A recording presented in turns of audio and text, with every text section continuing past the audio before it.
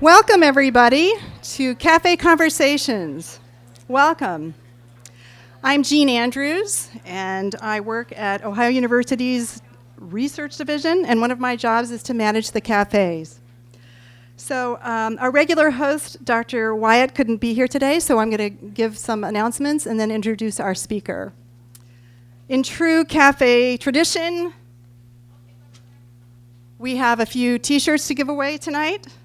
This is the design for this year's Cafe Conversation, designed by Katie Peterson, an undergraduate in the School of Visual Communications.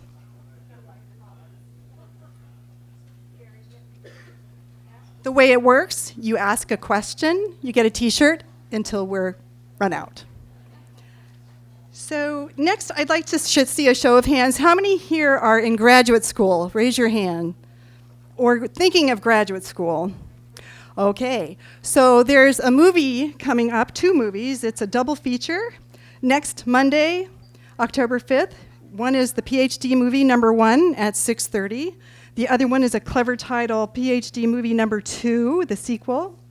And there's some flyers available. If you're interested, please come and pick them up. It is sponsored by the Ohio University's Graduate College and the Division of Student Affairs.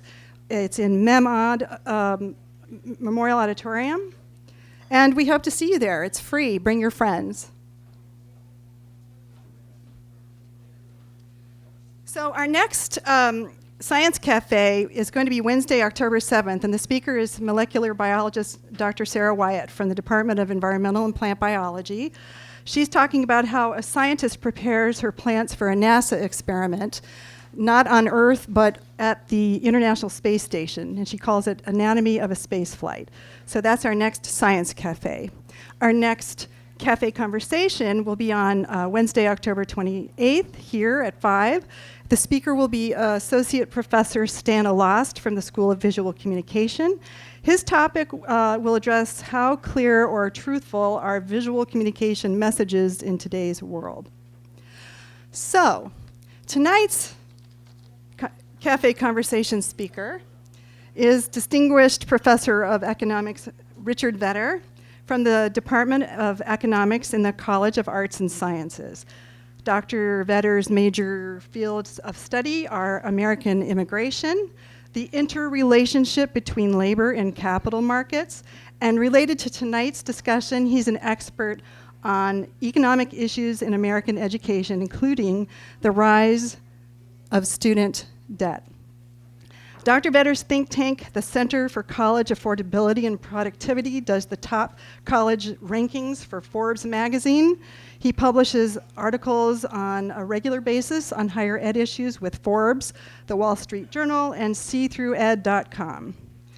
Now, about that story on social media, it's true. He was in Washington, D.C. this morning before the U.S. Senate Homeland Security and Government Affairs Committee about the rising cost of higher education. It's also the case that his testimony was moved up 30 minutes in order for him to catch a plane back to Athens, Ohio, to talk about the same subject with students, faculty, staff, and community members here.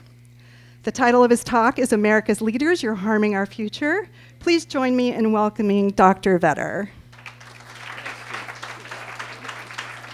Hey, it's great to be here. I'm dressed a little more formally than I would normally be for something like this, but I was before Congress this morning, or the Senate, and they always dress up in suits and look very like they've been at a funeral home, which is where many of them should have been.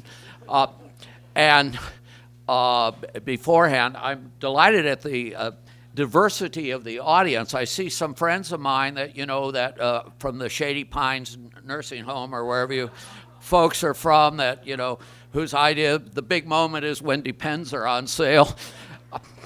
Who never buy green bananas, don't fill their gas tank up all the way. You never know when life is going to come to an end. So I'm delighted to that. It is true that it was kind of amusing because I was testifying before Congress and I had finished my testimony and there was another witness, the Undersecretary of Education, who was going to testify, and I said, Secretary Mitchell, I'm sorry I have to leave. I have a class to teach, which is a white lie, but you know, when you have tenure and retire, you can say any damn thing you want. So I said I'm going to meet with students at 5 o'clock in Athens, Ohio. So anyway, gave my testimony, and as I was coming home, this is a sign of OU, how pervasive OU is. I get first an email from Senator McCaskill from Missouri's communication director, and by the way, she and I were at loggerheads. We were just screaming at each other. And he wrote and said, well, you weren't very nice to my senator, but you know, you're a former professor. I used to be one of your students.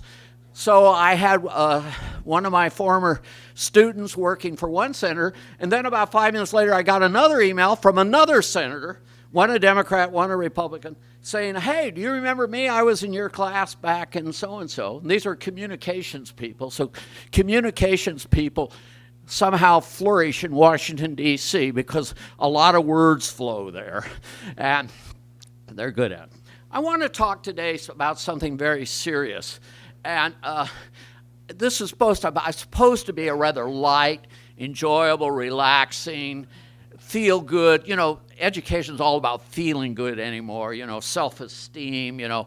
I don't give a damn what my students, how they feel about me. To me, that's unimportant. But that's very fashionable these days. And so I'm going to say some things that are kind of depressing. Maybe somewhat akin to having maybe a hemorrhoid operation without an anesthetic from an unlicensed French physician back from a wine-laden lunch or something like that. So let's start. I would argue, Tom Brokaw wrote a pretty good book a generation ago.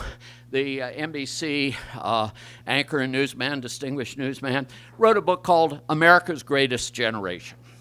And in it, he argued the generation that grew up in the 1930s when we had the Great Depression and then served in World War II or involved, and then in the 1950s and 60s, led this nation on to greatness in many ways, and in many ways, scientific ways, in political ways, military ways, so forth, that all of these people really were special people. And it's a nice book, you know, and I read it recently. He wrote it 20 years ago. Then I got to think, what is the current generation? And so I gave a talk a few months ago to a bunch of legislatures, and legislatures all think they're kind of, you know, special. So I got up and said, you know, we have today America's most selfish generation. That's probably a little unfair. But we have America's most selfish generation because we are not doing what adults are supposed to do. Adults are supposed to take care of their children and their grandchildren. Adults are supposed to preserve and expand Western civilization, the frontiers of knowledge. They're supposed to do all of these things. They're supposed to keep us safe, etc. And I'm not sure we're doing as good a job as that as we were a generation or two ago. And being an economist, I will stress, of course, the economic side of that. But one could argue there are other sides. There's a moral side to this issue and so forth. But I'm going to concentrate on the economic side, if I can find my notes here. So let me, just for the sake of argument, suggest 4 or 5, maybe I'll make it 5 points. Make 5 points. This is, you know, I don't want to make this a long, involved lecture. Economists talk about something called the law of diminishing returns. You know, after a while, the gains from further discussion, to put it in a lecture context, decline. The 49th minute of a lecture are not as good as the 9th minute of the lecture. And I'm always guilty of speaking in 50-minute sound bites. So I will try today to be kind of quick and done quick so that we can have a question and discussion. I see some people here, a highly diverse audience, and I think that's cool, and I think we might have some fun. And I'm always for having fun and letting a few sparks fly in a nice civilized way. I got invited the other day. I'm a little worried about this. I got invited. There's a real super secret conference in Columbus I've been invited to of 60 politicians, journalists, and public figures in the business community to talk about civility. And the implication was, we want to include you because you're one of the least civil persons we've ever met. You know, you're a complete, you know, you say nasty things about people. Well, maybe we can train you. So anyway, and so maybe, I hope I don't offend anyone tonight. Let me say, here's 5 problems. Let me list 5 problems. I, by the way, no PowerPoint or anything. This is West Virginia PowerPoint. I'll use my fingers. So point number 1. Point number 1 is the adults of today and the adults of the last 30 years have let the younger generation, have left them an enormous burden, financial burden, an enormous financial burden. You hear about the public debt, the national debt of now about $18 trillion. That's not a small amount of money. But the total unfunded liabilities, obligations of the federal government, there's some debate on the number, but no one is using a number much less than $100 trillion, and some are using a number around 125. That's a lot of money. Now, what are these obligations? Social Security, paying for these people here so that they, you know, they probably, you know, get a discount on their Depends or whatever, and maybe even Viagra, you know, who knows? And I'm one of them, by the way. I'm older than most of them. Some of these guys came here. We came this. Joe, I think you and I came about the same year. So we have this enormous aging of the population. So we have a huge obligation, unfunded, because the Social Security Trust Fund is mostly a fiction. For one thing, you know where they keep the Social Security Trust Fund? Do you know where it's kept physically? Do you know? Parkersburg, West Virginia. It can't be too secure if it's in West Virginia. And so there is a huge obligations there. Medicare is becoming an enormously big obligation that is unfunded. We have something called the Pension Guaranty Protection Corporation. It protects pensions. It's going to run out of money next year, most people predict. There's something called the Social Security Disabilities Fund, and this is a biggie. It's almost out of money. And so let's say it's $120 trillion. How much is that per household? Do the math. How many households are in the United States? Maybe 120 million households. 120 billion divided by 120 million. My physics friend, Dave Dribble, can do this calculation. He's pretty smart. Roughly $1 million. $1 million a household. That is an enormous obligation. The Federal Reserve, every 3 months, estimates the wealth of families in the United States. The last estimate was less than 90 billion. So we have 120 billion in obligations and $90 billion in assets. Now, can we reduce those obligations? Sure, we could say we're not going to pay Social Security. We could say we're going to cut down on Medicare some fashion or other. We could raise taxes to pay for it. There's a lot of ways we can deal with the problem, but it's a burden. And the burden is largely going to be picked up by the younger generation, those of you who are leaving college, because it's a problem that politicians don't want to face. They're up for election 1 year from now. All they want to do is get re-elected. All they care about is being popular in the short run, because that's all that's important. This is a long-run problem, and we have difficulty in dealing long-run problems. I see my friend John Hall here. He will probably say the same thing would apply to environmental. and issues with regards to global warming. You can make that case too. I'm here to talk about the more of the financial dimensions of things, but you could argue, if you wanted to extend my argument, you could extend it in that direction. So that's a problem. Now, I promised you 5 problems, 5 things before we open discussion. I've only given you 1.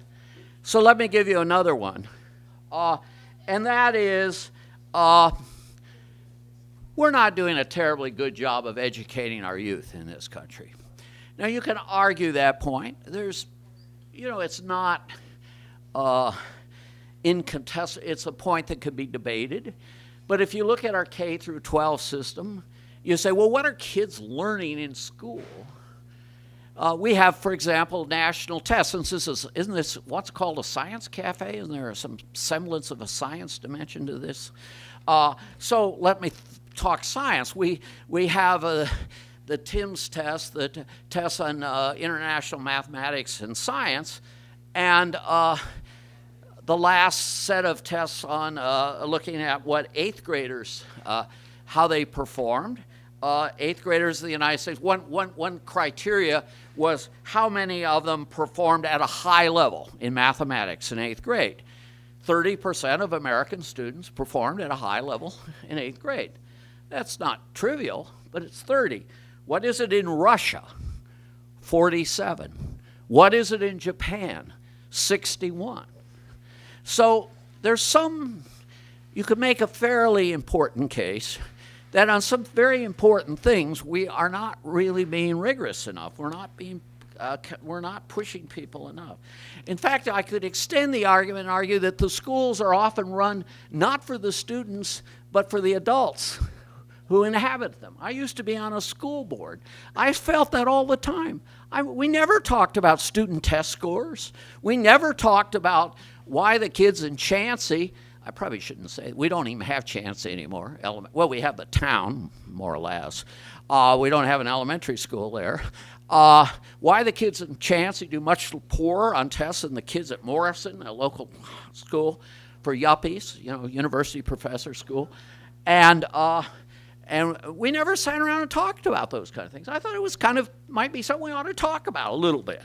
Instead of, I got sued because a girl didn't make the cheerleading squad. That was the big thing. She didn't make the cheerleading squad, so I had to go to court to defend myself on that. So what I'm saying is adults often, sometimes these are the union leaders who run the schools in some cases, are taking charge.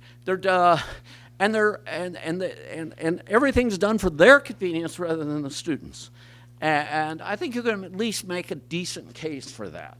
And I know some of you will disagree with me. Let's talk higher ed. Let's talk higher ed.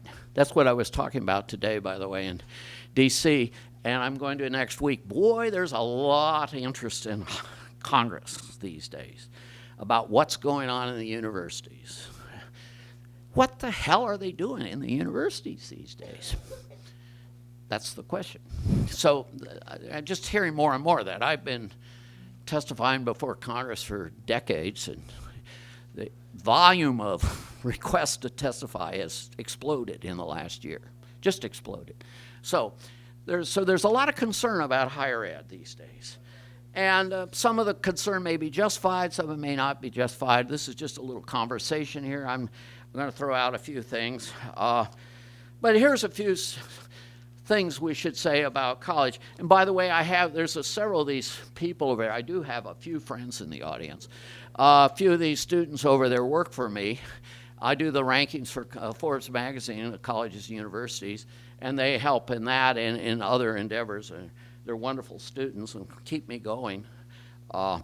So anyway, here's a few factoids. What percentage of students who enter college graduate in 6 years? Not 4 years, not 5 years, but 6 years.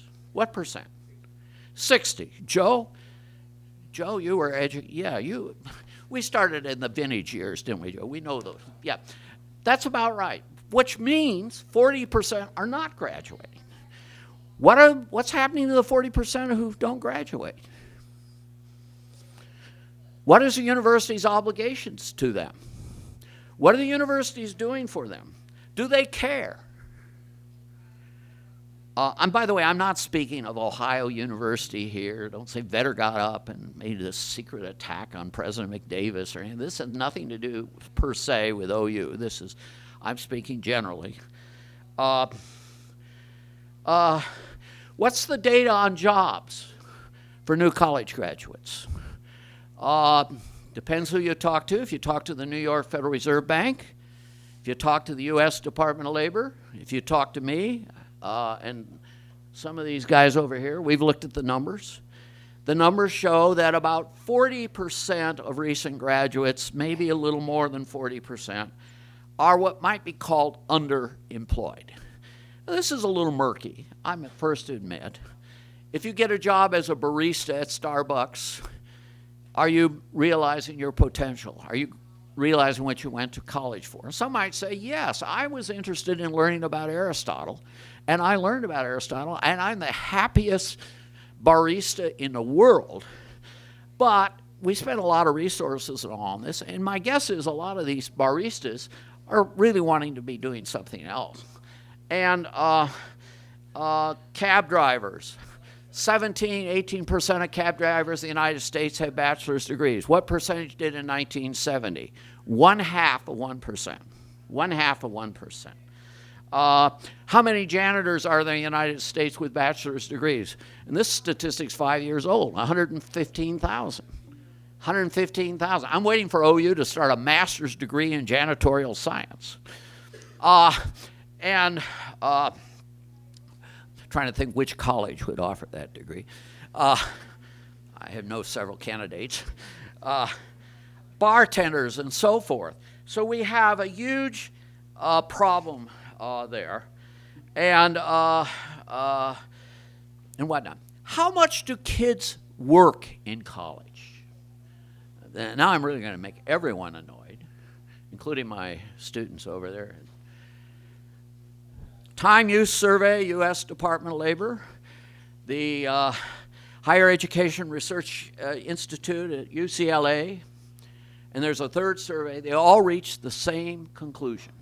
The average, and admittedly there's huge variations around the average amount of time spent on academic pursuits, that's class, preparing papers, studying for exams, taking exams, etc., is under 30 hours a week now.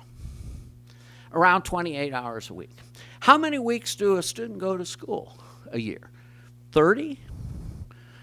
And now, of course, because we're overburdening the students, we have a reading day Friday, don't we? Don't we? Is that true? Reading day in the middle. Anyway, 800, do the math. 800, 900 hours a year students are studying. How much do eighth graders, how much time do eighth graders spend on academics? Well, they go to school, what time? 8 o'clock, 8:30, go home at 3, something like that, 2:30. 6 hours, let's say 6 hours a day, 5 days a week. They may spend a half hour, an hour studying a little bit, doing a little homework, so maybe 35 hours a week. They go 36 weeks a year, 180 days. 36 times 35, do the math. It's what, 1260, isn't it? 1260 versus 900. So eighth graders are studying 40% more than these dudes. Why do we permit that? Why are we having wasteful resources? And part of the answer is we have a deal going. Us faculty don't want to be hassled by students. We want the students to leave us alone so we can do our research, and so we're popular.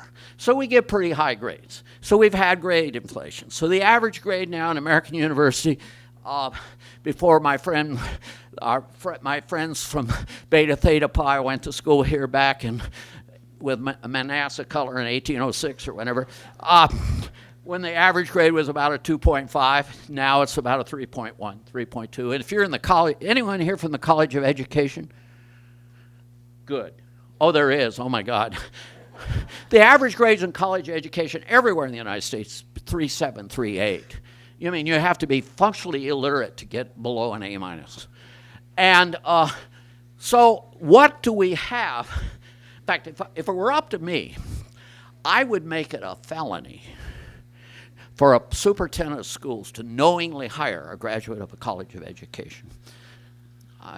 I will hear from Dean, what's her name? What's her name? Middleton. I'll hear from Middleton pretty soon, but anyway, I'm not too worried about it. Okay, so this is another issue. We are not pushing students. We're not making them work hard. We're not asking more of them. And part of the reason is because we don't want to work that hard ourselves. It takes more time to grade papers that are long and so forth. The academic drift study done with Social Science Research Council shows that a large proportion of juniors and seniors in college never write papers more than 5 or 10 pages long. Never. And that is, I think, perhaps, at least in the social sciences and the humanities, is a subject of some concern. Maybe not in physics or the pure sciences. I don't know there.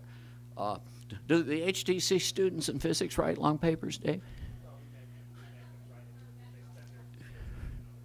Yeah, they spend their time in other ways. So, other academic ways. Okay. So I mentioned 3 things. I promised to keep this to 30 minutes or so I better move on. You could make a case. Here's the biggie issue. Wait, you could make a case, since I made a case, there's an environmental argument out there that I haven't developed, but it's part of the argument.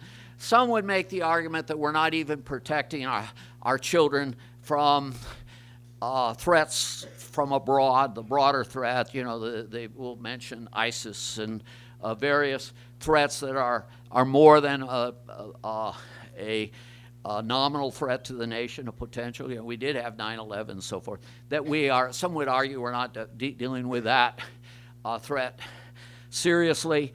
I'm going to sort of downplay that argument here. First of all, I'm not sure whether it's true or not. And secondly, I'm almost out of time, so I want to talk about 1 or 2 other things.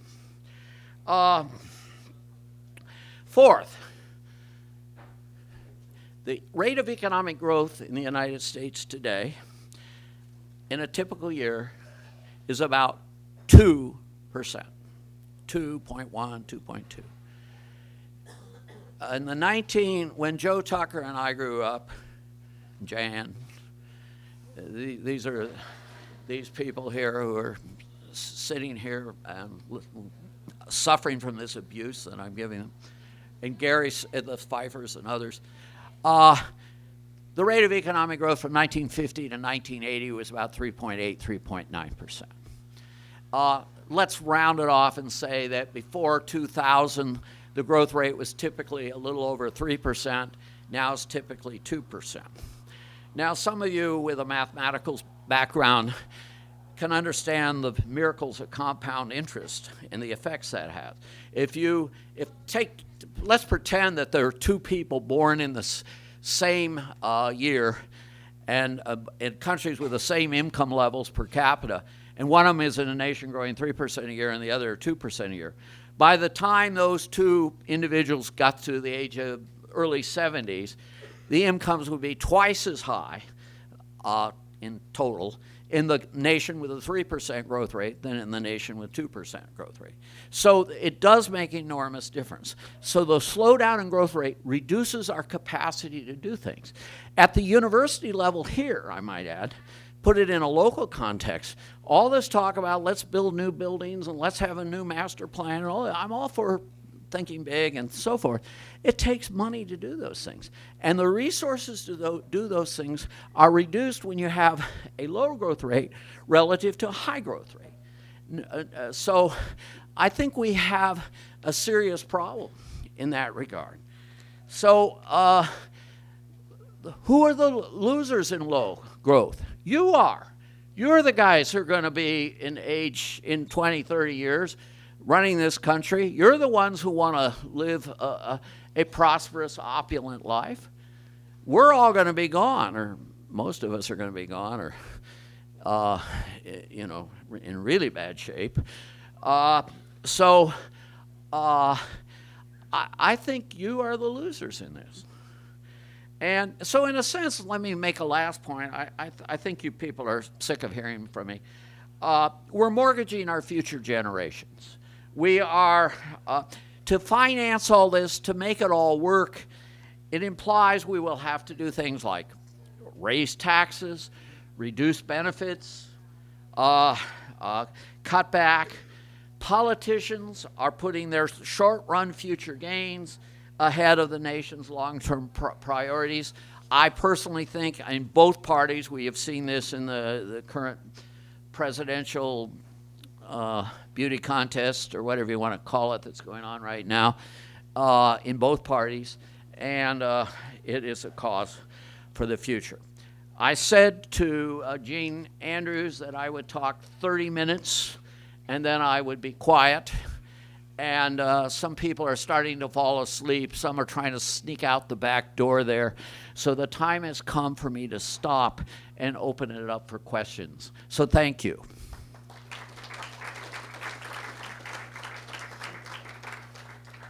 So, yes, sir, Mr. Benz.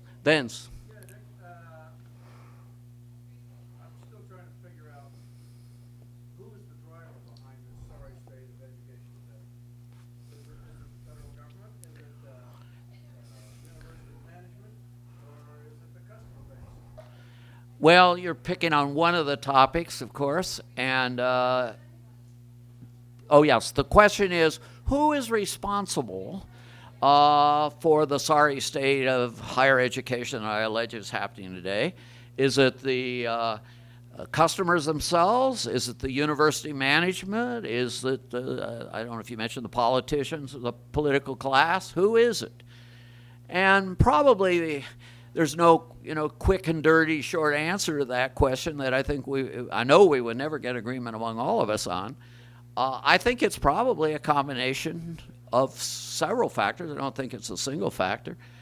I argued today, and I thought the Undersecretary of Education was going to, in fact, he did get up and leave the room when I suggested, I don't know if we would have been better off if we didn't have a Department of Education at all. I mean, I'm not sure we're any better off from having one than I compare what we were in 1980.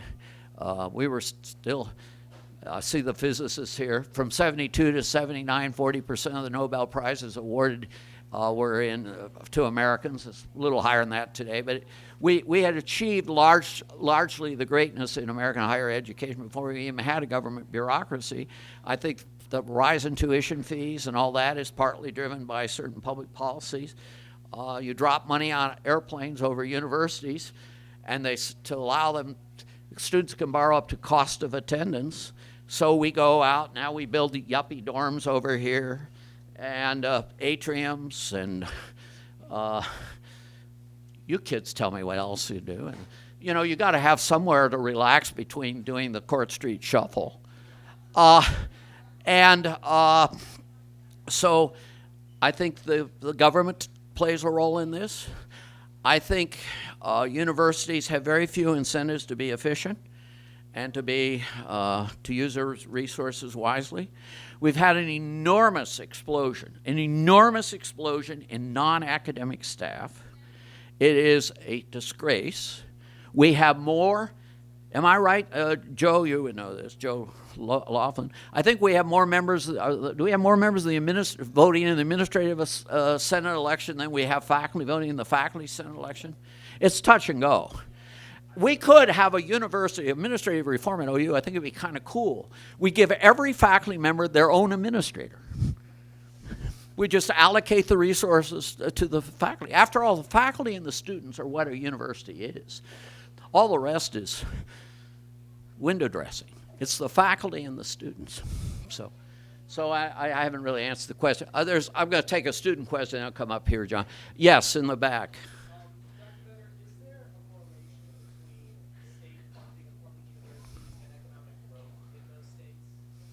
Well, if you ran regression equations, did statistical analysis, and you looked at state appropriations per capita or per $1,000 of personal income, whatever measure, and you used that as one of the independent variables, explanatory variables, in a model where you have other variables thrown in, and you use as your dependent variable economic growth, growth in income per capita, you usually find no relationship at all.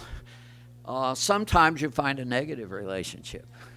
And that implies that universities are so damnably inefficient that if you take money from the public sector, from the private sector rather, from an efficient, competitive private sector, and you give it to universities to spend, you're actually taking money for something that's efficient to something that's less efficient. I'm not sure that's right, but I don't see any convincing evidence that universities, as they are today, are being a major promoter of growth. And when you have 40% of your kids dropping out of school, and when you have 40% working as baristas, or whatever, you got a problem.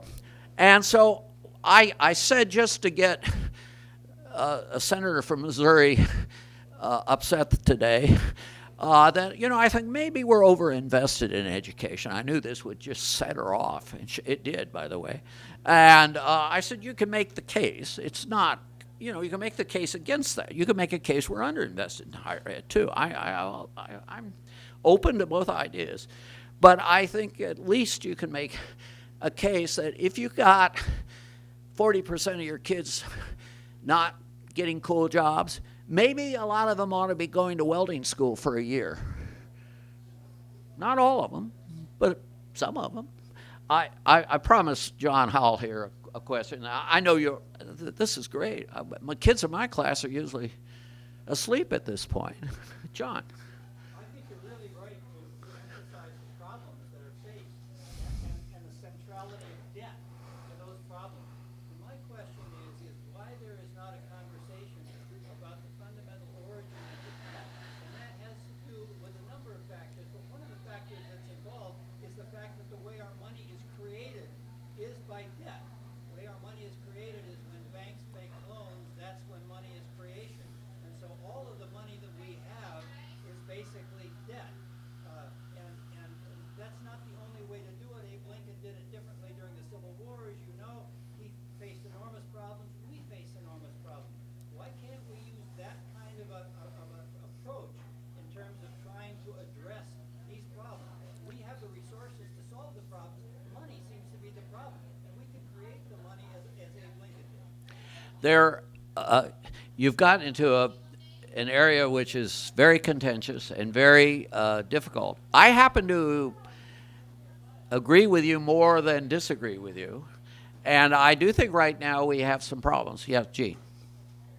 Now, the question is, the problem really is the way money is created through debt in our country.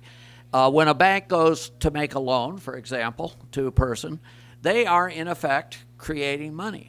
And John's right about that. That's true. That is what happens. And there are limits through this system, the Federal Reserve and all put on this, but that's what is happening. And is that the appropriate way we ought to create money? Now, there's some who say we ought to be on a gold standard, which is tying money to something tangible, like gold. It might be something else.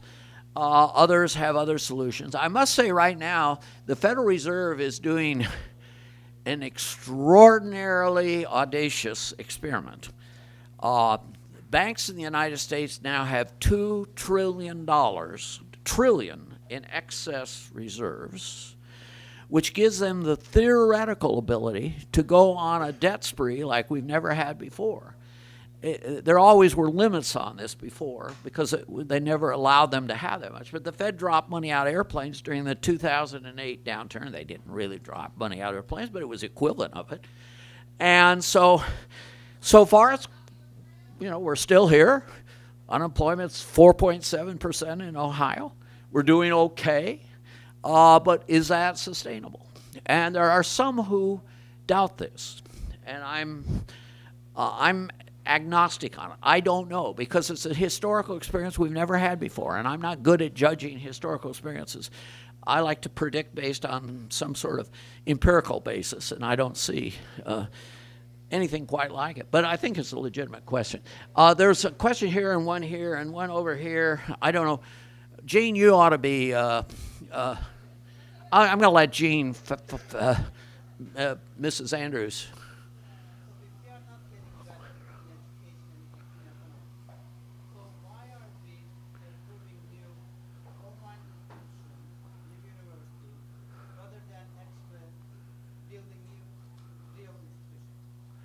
You're asking why are we doing more online? You think that's bad?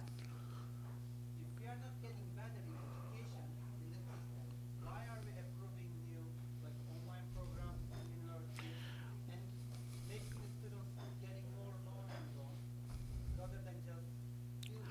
Well, you're raising an important issue is entry and exit into higher education itself.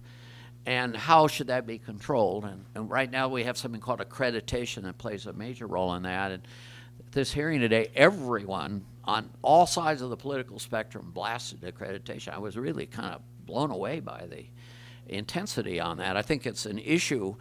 There are some people, though, that argue that we ought to be doing more with online education, not to expand the numbers so much as to lower the costs, and that there's like edX is a company that was put together by two moderately well-known universities, MIT and Harvard, and their entire faculty virtually is MIT and Harvard faculty. You can take the whole freshman curriculum at MIT online.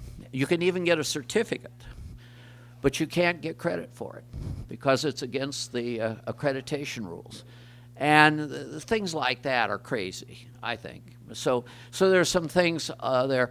Our productivity in higher ed is marginal, with the possible exception of prostitution. I know of no other profession than teaching that have had no productivity advance since Socrates taught the youth of Athens 2,400 years ago. Because we more or less do it the same way he did. You know, we get up in front of a class and we teach. And that's fine, but it's very expensive, and maybe we ought to rethink that.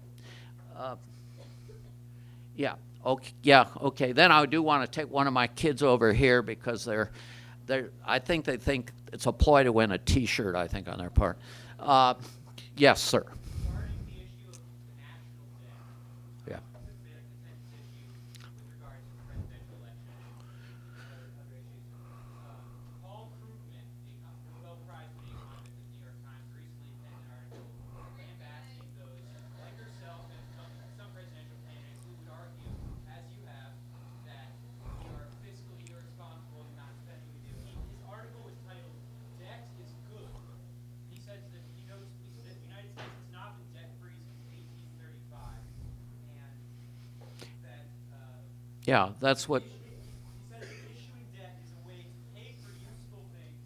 We should do more of that when the price is right. How would you? First of all, by the way, Paul Krugman has attacked me by name, and actually that was my finest hour. You know, you don't get Nobel Prize winners and know these obscure economists in Athens, Ohio. Yeah, you know what? I'd rather be attacked than ignored. Debt serves a function, a legitimate function. It is legitimate for businesses when they want to expand to who don't have the resources themselves to do it, to borrow money. I think it's perfectly legitimate. I think it's legitimate for government to borrow money from time to time to finance its activities, particularly in periods of stringency and difficulty and wartime and so forth. Perfectly legitimate. But the notion that let's just issue more debt, it didn't work for Greece very well. It isn't working for Spain and Italy and France. They're all, I wouldn't say on the brink of collapse, but they're all having some serious problems now. And this is true. By the way, it's true at the lower levels. Let's put it, since you're mostly Ohio University affiliated. Ohio University, I think we have a very capable CFO of the university, but he wants, you know, he says, gee, we can go out and borrow $500 million now at 2% interest, which is true, or 3%, and it's a low interest rate. And there is a very attractive argument that maybe we ought to do more borrowing than we normally would because interest rates are so low. But there are limits to that, and there are a price. For example, what if the enrollment at OU falls to 17,000 in 5 years? It's happened before. It could happen again. And we have all these new dorms over here we haven't paid for yet. And they're because we issued 100-year bonds to pay for them. We're going to be paying for them in 100 years.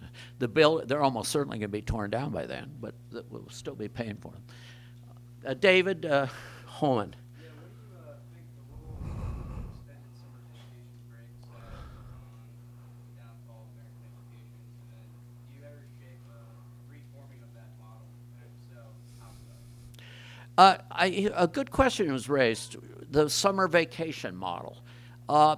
You know, in theory, we take time off in the summer to pick the crops, and that really hasn't happened in a long time. And now I think summers are being used more productively than they used to be. I think the internships that we're working in the summer are good. But some schools have tried to do 3-year degrees. There's no reason you can't do whatever we have, 120 hours, 128 semester hours in 3 years. It can be done. Why don't we do it? Why don't we do it? The faculty don't want it. The students don't want it. That's why we don't do it. Now, would it be more efficient if we did it that way? We'd get better utilization of facilities. There are some serious arguments for doing that. And there's some serious arguments. Should universities should we really have universities give degrees? What is OU? It's a packager of courses. You take 42 courses of 3 hours apiece, and you get that package complete, we give you a degree. What if you wanted to take 10 at OU, 5 at Miami, 2 at Marshall? Well, I don't know if I'd go that far, Marshall. But some at Ohio State, some at even a few online, edX, whatever, and put them together, and someone say, and have a competition for the instruction of those courses. Right now, OU has a monopoly. You started OU, you're here, you're more or less fixed here. OU has a monopoly on you, and they tell you have to live in this dorm and do all these kinds of things. You can't smoke on campus. You can't, they tell you all kinds of things you can do and don't. They set all kinds of do's and don'ts, and you have no choice. And maybe that's not the right model. Maybe we ought to put more competition in higher ed by letting people freely transfer credit back and forth within certain limits. I mean, there are some problems with what I'm suggesting. I'm not the first to admit that. But maybe we ought to be more competitive, and we ought to be thinking of new ways of doing things. Mr. Holman noticed something very interesting. The young man over there. At OU, you can take a wide range of hours of credit and pay the same tuition. 12 to 18, 12 to 20. At OU, you can take 12 to 20. Till very recently at Kent, if you took an hour over 16, you paid through the nose. $200-300 extra bucks a credit hour. What's the difference between OU? What happens at OU compared with Miami? Kids graduate faster here because it can take more money at no extra marginal cost. At Kent, they had to pay extra. So at Kent, the kids didn't graduate. It's not as good a school to begin with, and they didn't even graduate as much. I mean, some kids graduate. And so there are pricing models we could do that could have some impact on behavior. Yes?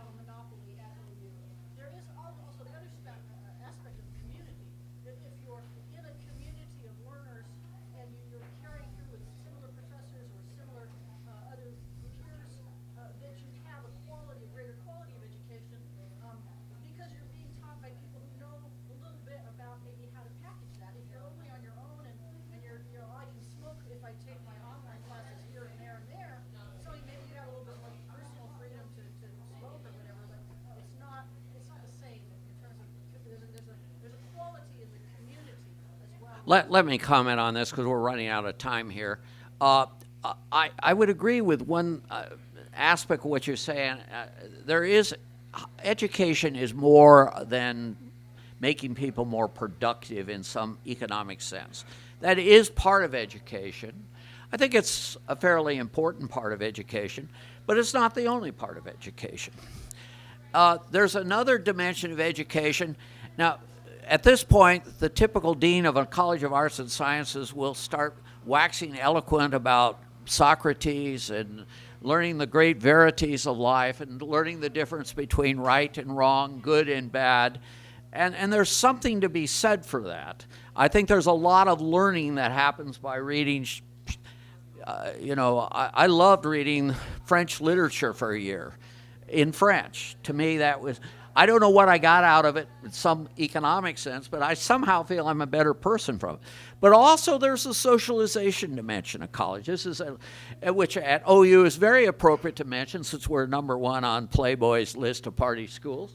That is part of going to college, is getting away from home, getting away from parents, interacting with people in a different environment. And I think that is legitimately part of college. And their kids make mistakes and they do things wrong, but they learn. And I think that is part of college. And indeed, I think OU does a pretty good job at that. They probably overdo the party bit a little bit. Too many Court Street shuffles. I wish there were only 12 bars in Court Street instead of 18. Cut down a little bit on the drinking.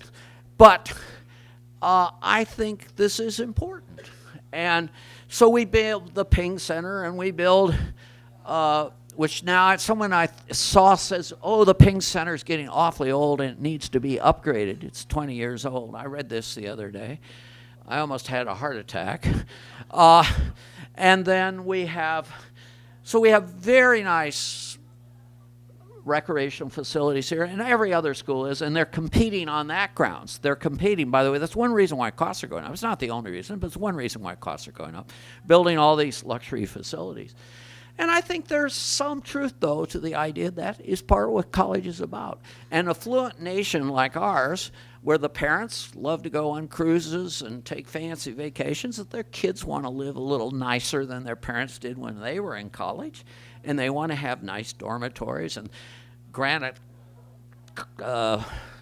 countertops in their kitchens in their junior and senior year, and all kinds of crazy things that we would never have thought of.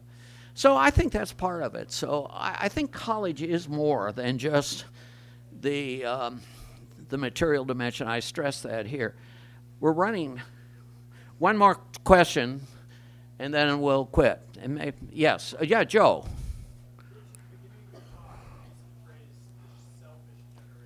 Yeah. And then he went on to give us a lot of numbers.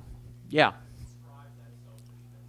I'm just wondering, from your perspective, from an economic perspective, I assume you meant that word negatively. So where do you see it fixed? Well, it's a good question, Joe, and I don't know that I have a real quick fix. There are, incidentally, it's a very good question. Some of the causes of it, I think we've had a decline, and this is going to sound very old-fashioned, fuddy-duddy religious kind of thing, but yeah. But, people don't go to church as much as they used to. They don't believe in the Ten Commandments as much as they used to. They don't believe in the rule of law as much as they used to. I think one can develop evidence to support these contentions. There's a greater sense that moral absolutes are really bad, that we are really that everything is relative. I think that could contribute a little to it because a lot of the traditional religious views, and I'm not talking about any specific religion, I think in all major religion, is that there is some sense of obligation of adults for children, that you take care of your parents when they're elderly, and you take care of your children when they're little, and these sorts of things are just part of it. I think that's broken down a little bit. There's been a breakdown in the family. There's no question we have more divided families than we had. I think this kind of stuff has contributed in part to that. Now, you don't legislate your way out of that, I don't think. You know, my conservative friends will argue that, you know, it happened in the schools, the public schools. It's all the fault of the public schools. Maybe some of it is. I don't know. I don't know the full answer to that. I'm here to identify problems and then go to dinner shortly. Clarification, when you say the selfish generation, do you mean the baby boomers or the millennials or what? I'm talking about, first of all, I don't even know what those words mean. No, I don't know what those words mean. Baby boomers, define baby boomers. 45 and when? 45 to 64. I think that group deserves part of the blame. I'm not talking about those 30 years old, 25 or 30 years old. I'm talking about an older group. And today the country is run mainly by the baby boomers.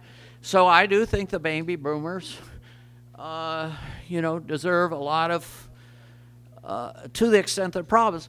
Now, you know, it's a little unfair to say about a generation of people that these people are awful and another generation is all good. Well, that's just ridiculous. And I'm trying to have a discussion here. You know, race, get thinking going. So I first to admit this is an exaggeration.